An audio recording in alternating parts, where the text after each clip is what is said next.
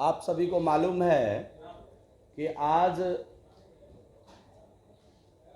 राजद ने अपना घोषणा पत्र घोषित किया है और आप सभी लोगों को मालूम है कि इंडी अलायंस के साथ राजद चुनाव लड़ रही है और उसने अकेले अपना घोषणा पत्र डिफाइन किया है, अपना घोषणा पत्र आज डिक्लेयर किया है। आप सभी लोगों को मालूम है कि उस घोषणा पत्र को देखकर हम एक लाइन में ये कह सकते हैं कि ना कोई विजन, ना कोई रीजन, आउट ऑफ सीजन है यह राजद का अपरिपक्व घोषणा पत्र। 23 सीट पर जिनका उम्मीदवार है वह जारी कर रहे हैं 24 चुनाव का वादा और 23 सीट पर जो लड़ेंगे उसका 23वां सीट अभी तक क्लियर नहीं है।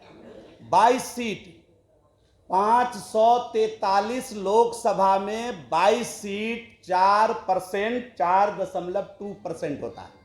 मानवर तेजस्वी यादव शायद इस परसेंटेज को निकाल भी ना पाए कि 23 सीट 22 सीट 443 में कितना होता है।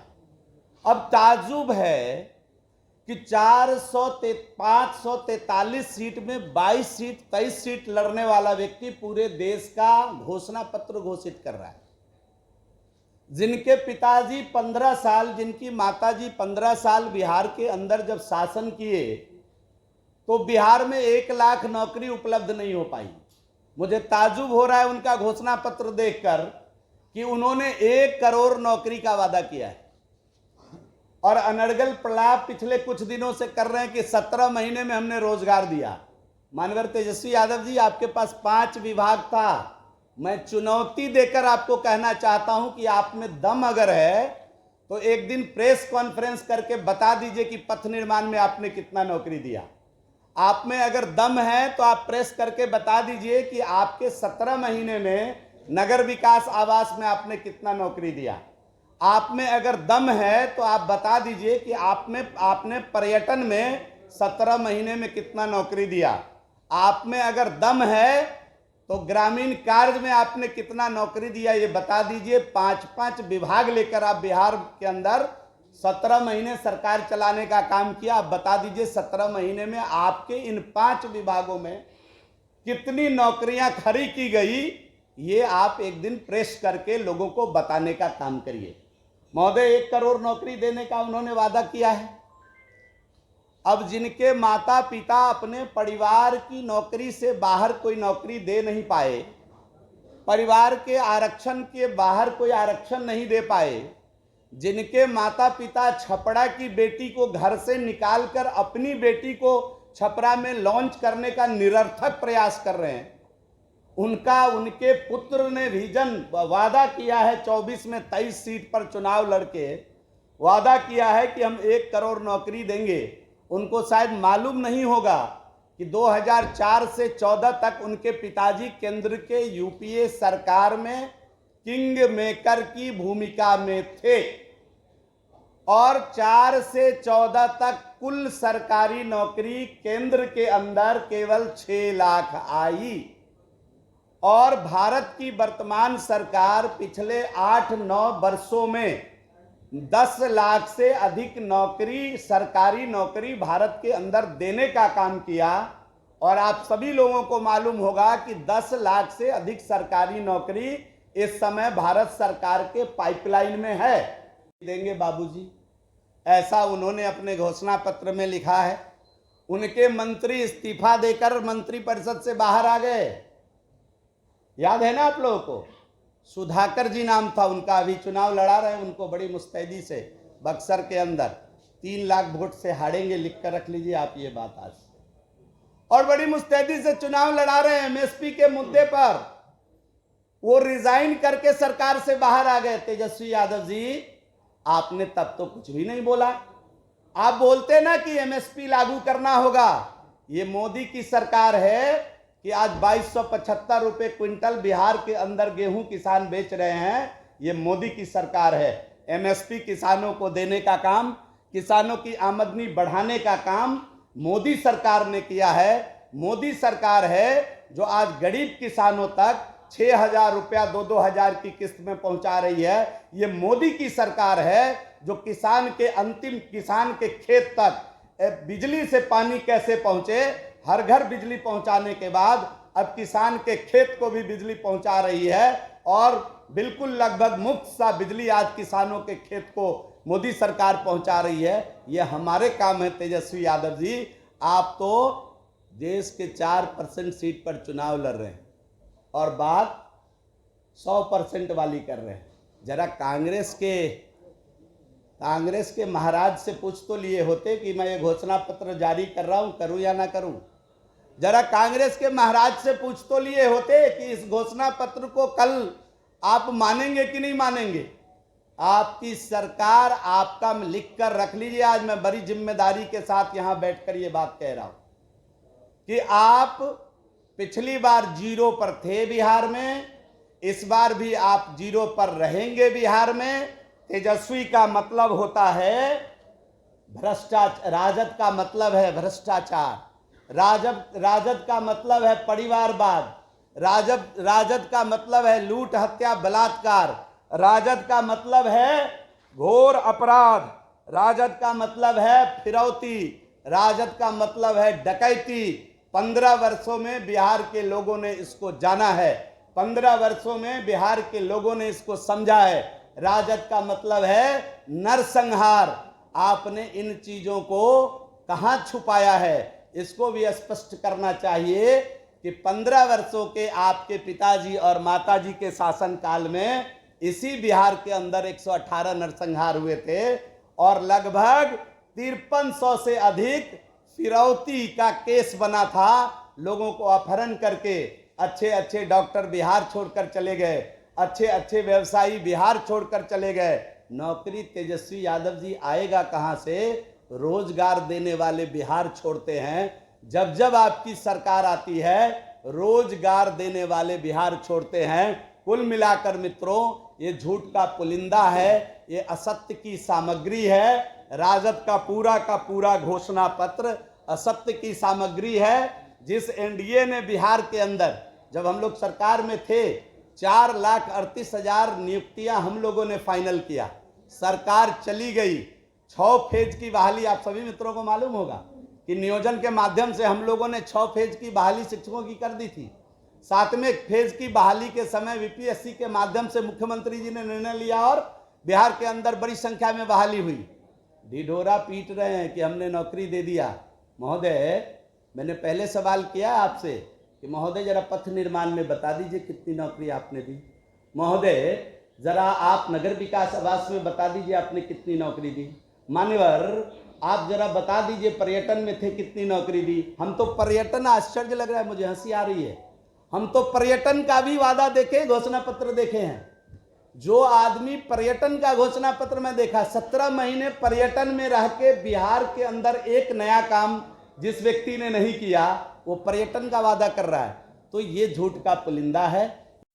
और जब पीएफ कटता है संगठित क्षेत्र के अंदर, तो कोविड काल के बावजूद, नोट करिएगा हमारी इस बात को, कि कोविड काल के बावजूद दुनिया भर में भारत अव्वल रहा है कि 17 से लेकर 23 तक 5.28 करोड़ ईपीएफओ इंडेक्स पर पीएफ का रजिस्ट्रेशन हुआ है। मतलब स्पष्ट है तेजस्वी जी कि लगभग 5.25 करोड़ नए लोगों को रोजगार मिला है। और आपके जमाने में क्या होता था? एक जेब में रखने वाला मोबाइल भी बाहर से बनकर आता था। आज मोबाइल बनाने में भारत दुनिया का दूसरा सबसे बड़ा निर्यातक देश है और हम यहां मेक इन इंडिया के तहत देश के अंदर रोजगार सृजन किए हैं। बड़े पैमाने पर मल्टीनेशनल कंपनी आज रोजगार क्रिएट कर रही है। और संगठित क्षेत्र में, अगर संगठित क्षेत्र में 5.28 करोड़ रोजगार केवल 23 से लेके 17 से लेके 23 तक 6 वर्षों में भारत सरकार ने, मैंने इसलिए केवल इस पीरियड का डाटा आपको दिया कि ये कोविड काल भी था और इस पीरियड में भारत सरकार ने अगर 5.28 करोड़ नौकरी खड़ा करने का काम किया संगठित क्षेत्र के अंदर, तो असंगठित क्षेत्र में एक जनरल आंकड़ा है कि असंगठित क्षेत्र में संगठित क्षेत्र की तुलना में 3 गुना रोजगार खड़ा होता है। और इतना बड़ा रोजगार सृजन का काम भारत की सरकार ने किया है। और सरकारी नौकरी से देश नहीं चल सकता है, केवल सरकारी नौकरी से देश नहीं चल सकता है। रोजगार सृजन से देश चलेगा, स्वरोजगार सृजन से देश चलेगा। और भारत की मोदी सरकार स्वरोजगार सृजन और रोजगार सृजन में पूरे दुनिया में पिछले 10 वर्षों में अव्वल रही है, ये स्पष्ट है। मित्रों, मैं देख रहा था कि गरीब महिलाओं को 1 लाख रुपया देंगे ठगने का काम। अपने घर से बचेगा तब ना गरीब महिला को रुपया देंगे। गरीब आदमी का जमीन लिखवा करके नौकरी देना, जो बिलो पॉवर्टी लाइन है उसका छोटा सा जमीन लिखवा कर नौकरी देने वाले लोग गरीब महिला को 1 लाख रुपया देने का झांसा दिखा रहे हैं। देश के यशस्वी प्रधानमंत्री जी ने कहा है कि हम देश की दीदियों को मजबूत बनाएंगे, उनको ड्रोन तकनीक से लैस करेंगे, उनको आत्मनिर्भर बनाएंगे। महिलाएं, भारत की महिलाएं खरात पे जीने वाली महिला नहीं है, आत्मनिर्भर बनकर देश की अर्थव्यवस्था में शामिल होना चाहती है। और देश के यशस्वी प्रधानमंत्री जी ने स्पष्ट कहा है कि देश के दीदियों को लखपति दीदी बनाएंगे, करोड़ों दीदी को लखपति दीदी बनाएंगे और ड्रोन तकनीक से लैस कर उनको आत्मनिर्भर बनाएंगे। हमारा ये संकल्प है। मित्रों, कांग्रेस का घोषणा पत्र आया, आपने देखा होगा कि पूरा मुस्लिम लीग के घोषणा पत्र की एक प्रकार से कॉपी दिख रही थी। हम हाथ जोड़कर अनुरोध कर रहे हैं कि सब कुछ बोलिए, कम से कम देश की आर्मी पर कुछ मत बोलिए, उनको काम करने दीजिए।